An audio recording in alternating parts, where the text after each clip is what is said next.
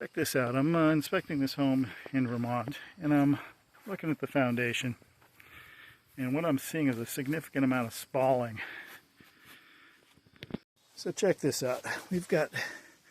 This is the foundation. There's actually a sunroom above this. That is the entry of the house. But I couldn't quite figure, I know what's causing the spalling, and I'll show you that in a second, but I couldn't quite figure out why this was done this way. Because if you look over here, this is the main house. This has a regular CMU block foundation, but there's something different over here. And I think 20 years ago when this house was renovated, what they did here was just add a little bit of lipstick. This is all hollow sounding pretty much the entire way through. But I think what they did was they built a form in front of the old foundation, and they basically veneered this new concrete through. And over time, as water came off the roof, and this is Vermont, so it freezes, splashes against the ground, hits the foundation, freezes, and it's just causing this spalling. But look at this as well. You can see how they poured the foundation.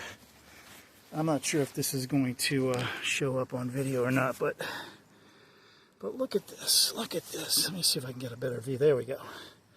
You can see that first off, the foundation doesn't follow the addition or the bump out,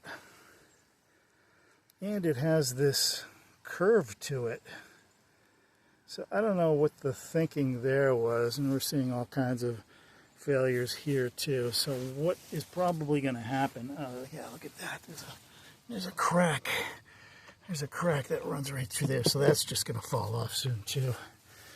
And then I dug down a little bit to see if I can find out where this starts and ends.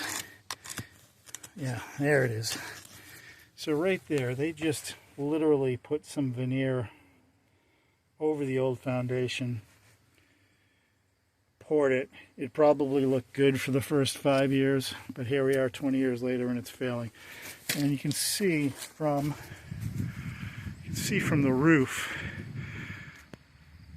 Let me get you a better view back here. You see from the roof that all that water is just going to come right off the roof, hit the ground, splash against the ground here, and just bounce back up into the foundation. And then we're in Vermont, so it freezes, and that's where the spalling comes from. Now, it looks like somebody had tried to remedy this by putting in some kind of French drain, but even that's incorrect, because this is actually a high point, and it should be draining to daylight that way. Now so